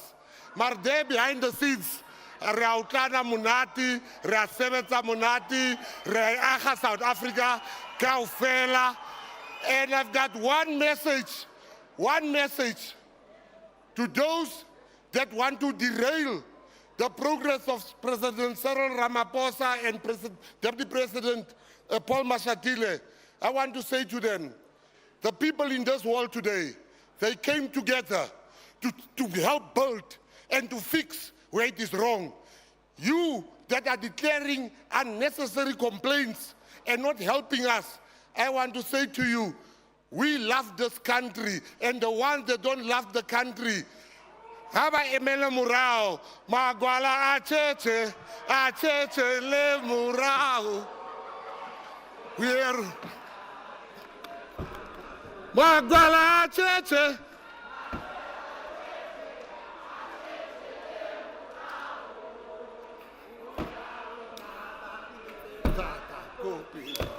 Yaruna.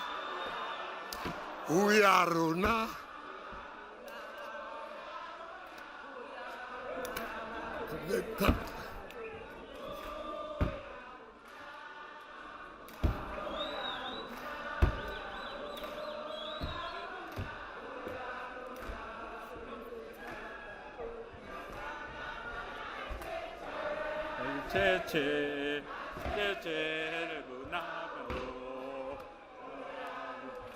Thank you very much. Thank you very much, Minister. Ladies and gentlemen, announcement on the protocol as it relates to food will be done by Luanda, and then we will immediately hand over to the final artist that will be actually the curtain raiser for this particular session. Over to you, sis. Thank you very much, co-pilots. Ladies and gentlemen, as we do need to replenish our stomachs, at different points in the day, even tomorrow and Thursday, kindly note that you can come for your meals just